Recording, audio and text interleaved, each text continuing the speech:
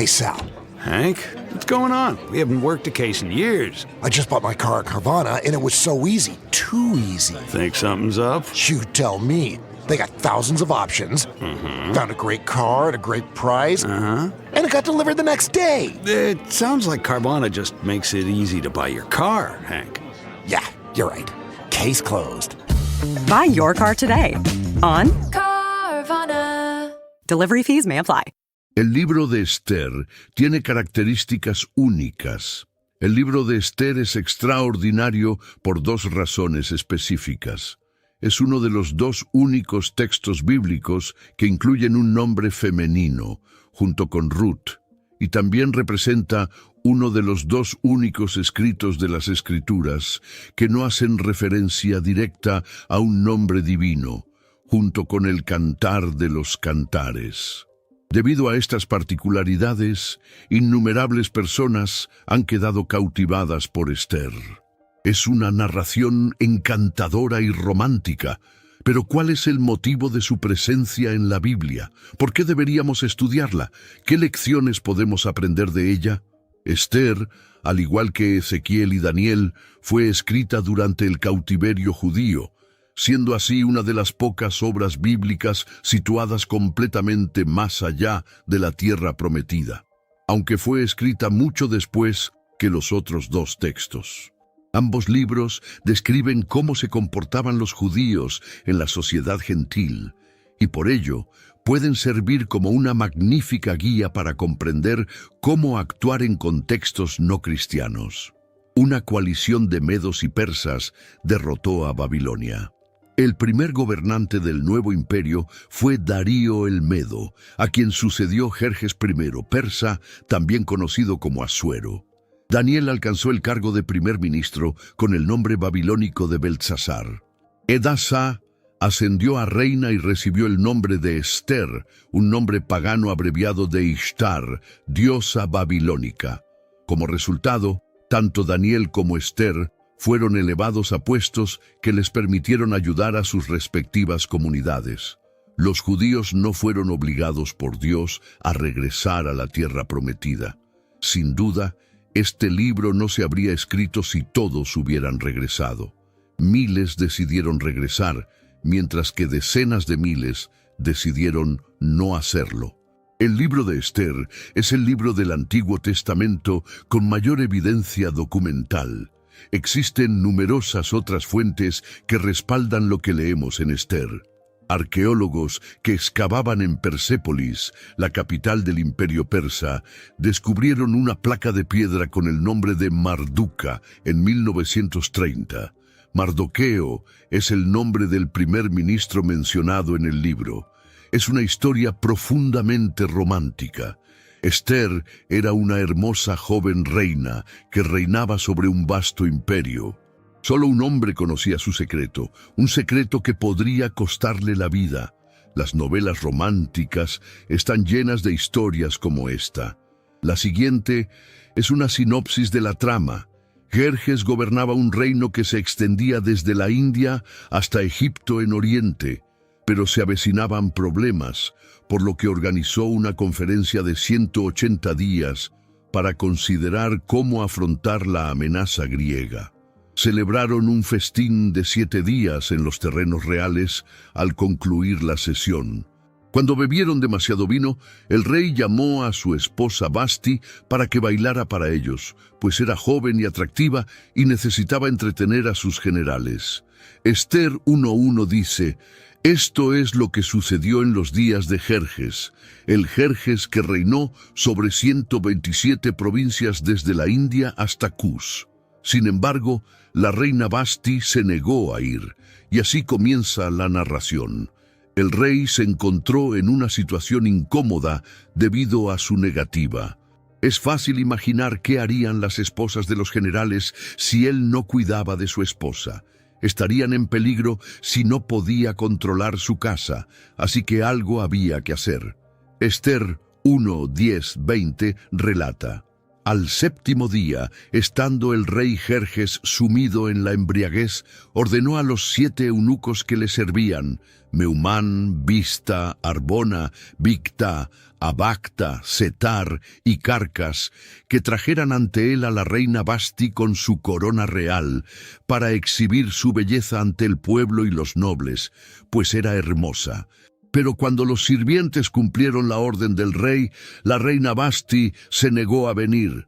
Entonces el rey se enfureció y ardió de ira. «¿Qué han hecho con la reina Vasti?», preguntó. «¿No ha obedecido la orden del rey Jerjes que le dieron los eunucos?».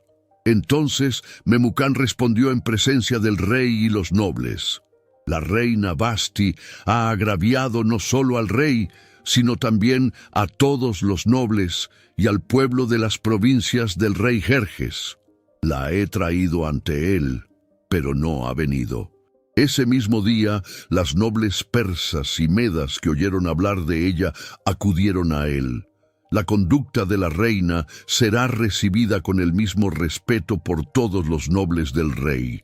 Entonces, cuando el edicto del rey se proclame en todo su vasto reino, todas las mujeres respetarán a sus maridos, desde la más pequeña hasta la más grande. Le informó que nunca podría volver a estar en su presencia.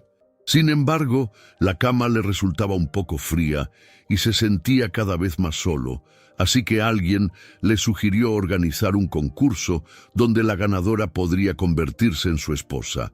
Era un asunto serio. Antes de participar, Esther se sometió a tratamientos de belleza durante un año entero. Triunfó y fue coronada como la nueva reina de Jerjes. Esther 2:17-18 relata: «El rey se sintió atraído por Esther más que por cualquier otra mujer, y ella se ganó su favor y aprobación más que cualquier otra vírgenes. Así que le puso una corona real en la cabeza y la hizo reina en lugar de Vasti. Y el rey ofreció un gran banquete, el banquete de Esther, para todos sus nobles y funcionarios. Proclamó un banquete en todas sus provincias y distribuyó regalos con liberalidad real. Pertenecía a la tribu de Benjamín, conocida por la difícil historia de su clan. Mardoqueo era su primo. Tras quedar huérfana, la adoptó como hija suya. Mantuvo su relación en secreto a petición de Mardoqueo, ya que la población judía del imperio corría peligro. Aunque era nueva en el harén, rápidamente se convirtió en la esposa favorita del rey. A medida que se desarrolla la escena, también observamos la posición de otro hombre que ocupaba un lugar destacado en la corte en aquel entonces. Era conocido como Amán, el antagonista de la historia. Nos encontramos ante una situación fascinante. La reina del imperio persa es judía y no reconoce su condición judía, y Amán es un cortesano de alto rango que desprecia a todos los judíos. Cuando Amán insistió en que todos adoraran al emperador, se convirtió en un catalizador. Cuando Mardoqueo se negó, Amán informó al rey. Insistió en que los judíos del imperio debían ser completamente exterminados. Eran distintos y tenían sus propias leyes, tradiciones y religión. Eran inadaptados a quienes debía permitírseles irse. También ofreció al tesoro una gran recompensa si el monarca accedía a exterminar a los judíos. Literalmente, echaron suertes para determinar cuándo todos los judíos serían asesinados en secreto. La extinción del pueblo judío se decidió por sorteo el día 13 del mes. Una de las razones por las que el 13 siempre se ha asociado con la superstición es esta. Cuando los judíos oyeron lo que iba a suceder, ayunaron, se vistieron de cilicio y ceniza.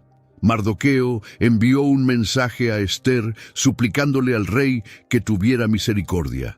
Le explicó que Dios la había traído al reino por una razón específica. Se había convertido en reina como resultado de una serie de acontecimientos inusuales y por lo tanto estaba en condiciones de ayudar a su pueblo, lo que llevó a Esther a enfrentar una verdadera batalla. ¿Debería revelar que era judía?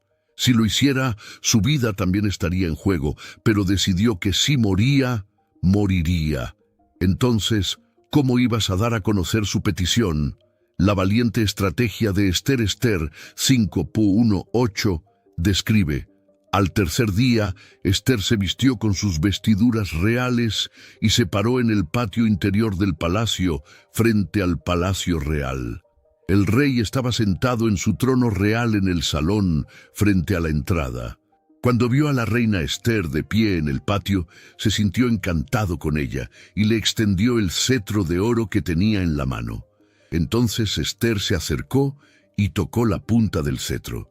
Entonces el rey le dijo: ¿qué te pasa, reina Esther? ¿Cuál es tu petición? Hasta la mitad del reino te será dado. Si le place al rey, respondió Esther, que el rey y Amán vengan hoy al banquete que le he preparado. La reina solo podía ver al rey si la llamaban, pero sabía que debía verlo. Así que valientemente solicitó su presencia y propuso un banquete con Amán como invitado de honor. El rey aceptó la petición y la comida fue preparada como correspondía. Esther 5:9 continúa: Amán salió aquel día gozoso y alegre, pero cuando vio a Mardoqueo a la puerta del rey y vio que no se levantaba ni mostraba temor en su presencia, se encendió su ira contra Mardoqueo. Sin embargo, Amán se contuvo y regresó a casa. Reunió a sus amigos y a Zeres, su esposa. Amán se jactó ante ellos de su gran riqueza, sus numerosos hijos y todas las maneras en que el rey lo había honrado y exaltado por encima de los demás nobles y funcionarios. Y eso no fue todo lo que Amán dijo. Soy la única persona a quien la reina Esther invitó a acompañar al rey al banquete que ofreció, y me invitó mañana con el rey, pero todo esto no me satisface mientras vea a este judío, Mardoqueo, sentado a la puerta del rey. Su esposa Zeres y todos sus amigos le dijeron: manda erigir un poste de 50 codos de alto y pídele al rey que por la mañana haga empalar a Mardoqueo en él. Luego ve con el rey al banquete y disfruta. A Amán le gustó la sugerencia y mandó erigir el poste. Intervención divina durante la noche. El rey tuvo insomnio la noche anterior al banquete, así que se levantó a leer. Encontró sus viejos diarios y leyó cómo Mardoqueo le había salvado la vida de un complot de asesinato que involucraba a 2 de sus oficiales años atrás. Esto le recordó que nunca le había otorgado una condecoración. Esther 6:14 registra: esa noche el rey no pudo dormir, así que ordenó que le trajeran el libro de las crónicas, el registro de su reinado, para que lo leyeran. Allí estaba registrado que Mardoqueo había denunciado a Bigtán y a Teres, 2 oficiales del rey que custodiaban la puerta, quienes habían conspirado para asesinar al rey Jerjes.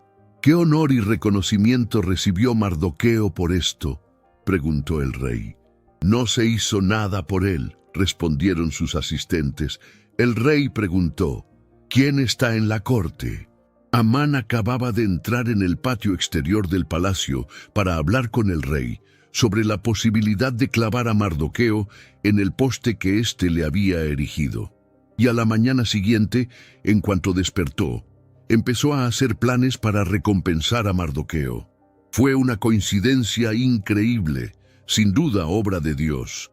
Estoy pensando en una recompensa para ofrecer a alguien que realmente me complace, le dijo el rey a Amán durante la comida. ¿Qué crees que debo hacer? Como Amán supuso que era él, respondió: celebra una ceremonia en su honor y nómbralo primer ministro. El rey estuvo de acuerdo, pero fue Mardoqueo quien fue convocado y recompensado. Un giro inesperado. La revelación final y la justicia Esther reunió fuerzas para contarle al rey sobre su pueblo en el banquete. Cuando el rey se enteró del malvado plan de Amán, ordenó que lo ejecutaran en su propia horca, y los judíos se salvaron. Esther 7:18 documenta: entonces el rey y Amán asistieron al banquete de la reina Esther, y mientras bebían vino el segundo día, el rey volvió a preguntar: reina Esther, ¿cuál es tu petición? Te será concedida. ¿Cuál es tu petición? Hasta la mitad del reino te será concedida. Entonces la reina Ester respondió: «Si he hallado favor a tus ojos, majestad, y si te place, concédeme la vida. Esta es mi petición, y perdona a mi pueblo, esta es mi petición. Porque mi pueblo y yo hemos sido vendidos para ser destruidos, asesinados y aniquilados. Si simplemente nos hubieran vendido como esclavos, habría guardado silencio, porque esta angustia no justificaría molestar al rey». El rey Jerjes preguntó a la reina Ester: «¿Quién es? ¿Dónde está el hombre que se atrevió a hacer tal cosa?». Pero Amán, comprendiendo que el rey ya había decidido su destino, se quedó para suplicarle a la reina Ester por su vida. Justo cuando el rey regresaba del jardín del palacio al salón de banquetes, Amán se desplomaba sobre el lecho donde Ester estaba reclinada. Se emitió un nuevo edicto que anulaba las órdenes de Amán y otorgaba a los judíos el derecho a defenderse, así como la capacidad de reunirse y aniquilar cualquier fuerza armada que pudiera atacarlos. Fue una intervención sorprendente, ya que los asesinos esperaban masacrar a todos los judíos del imperio. Como resultado, cuando llegó el momento del edicto de Amán para eliminar a los judíos estaban preparados y procedieron a dominar a sus oponentes y ejecutar a la familia de Amán. La victoria del pueblo judío Ester 9:1-14 detalla: «El día 13 del 12º mes, el mes de Adar, debía ejecutarse el edicto que el rey había promulgado. Ese día, los enemigos de los judíos esperaban dominarlos, pero ahora la situación había cambiado, y los judíos prevalecieron sobre quienes los odiaban. Los judíos se congregaron en sus ciudades, en todas las provincias del rey Jerjes, para atacar a quienes estaban decididos a destruirlos. Nadie pudo hacerles frente, porque la gente de todas las demás naciones les temía, y todos los nobles de las provincias, los sátrapas, los gobernadores y los administradores del rey ayudaron a los judíos porque el temor a Mardoqueo se había apoderado de ellos. Mardoqueo era prominente en el palacio. Su reputación se extendió por todas las provincias y se hizo cada vez más poderoso. Los judíos derribaron a espada a todos sus enemigos, matándolos y destruyéndolos, e hicieron lo que quisieron con quienes los odiaban. En la ciudadela en Susa, los judíos mataron y destruyeron a 500 hombres. También mataron a Parsandata, Dalfón, Aspata, Porata, Adalia, Aridata, Parmashta, Arisai, Aridai y Baisata, los 10 hijos de Amán, hijo de Amedata, enemigo de los judíos. Pero no se apoderaron del botín. Ese mismo día se informó al rey el número de los muertos en la ciudadela de Susa. El rey le dijo a la reina Ester: «Los judíos han asesinado y destruido a 500 hombres y a los 10 hijos de Amán en la ciudadela de Susa. ¿Qué han hecho en el resto de las provincias del rey? Ahora bien, ¿cuál es tu petición? Te será concedida. ¿Cuál es tu petición? También te será concedida». «Si le place al rey», respondió Ester, «concede permiso a los judíos de Susa para que cumplan el edicto de hoy también mañana, y que los 10 hijos de Amán sean empalados en postes». Así lo ordenó el rey. Se promulgó un edicto en Susa, y empalaron a los 10 hijos de Amán. Dado que el imperio persa se extendía desde la India hasta Egipto, los judíos no habrían permanecido si esto no hubiera sucedido. Jesús no habría podido nacer si el edicto original se hubiera mantenido, por lo que Ester acudió al rescate. No es de extrañar que los judíos conmemoren estos acontecimientos cada año con la festividad de Purim. Lecciones profundas de la historia. Todos disfrutan de una historia como esta, y está magníficamente narrada. Como estructura literaria, es soberbia. ¿Por qué está este libro en la Biblia? Pero debe ser más que una simple historia. ¿Cuál es la importancia de este libro en la Biblia? Es simplemente un buen ejemplo para nosotros cuando nos encontramos en una posición pública. ¿Qué podemos aprender de Daniel y Ester como cristianos? Ella estaba lejos de su hogar, y Dios la colocó en una posición de poder en la cultura pagana sin renunciar a sus creencias. Como resultado, logró un progreso significativo para el reino de Dios. Historias como esta nos inspiran a esforzarnos al máximo para alcanzar un lugar digno en el mundo siempre que tengamos fe. Dios puede usarnos en puestos importantes para el reino. Por lo tanto, debemos permitir que Él nos coloque en lugares donde podamos progresar. Dios usa a las personas. Solo se necesita una para marcar una diferencia significativa. Dios emplea tanto a hombres como a mujeres. Los cristianos no tenemos cabida en este mundo. Estamos excluidos porque nuestra verdadera ciudadanía está en el cielo. Gradualmente nos estamos desconectando del mundo y adquiriendo un sentido de pertenencia en el cielo. Las personas que se mantienen fieles a sus principios y recuerdan quiénes son, pueden ser utilizadas por Dios en los reinos de este mundo. Quienes están dispuestos a ser promovidos pero no absorbidos, pueden ser utilizados por Dios. Dejarse absorber para evitar la persecución es una tentación constante, tanto para judíos como para cristianos. Los cristianos se ven tentados a actuar como los demás para evitar ser etiquetados como extraños, señalados y considerados raros. En cambio, Dios usa a quienes están dispuestos a ser diferentes. Atrévete a estar solo. Esther estuvo dispuesta a morir antes que comprometer su fe en Dios. Los hombres se han alejado de Dios. Saúl es un ejemplo de ello. Para ver la caída de Saúl, observen esto.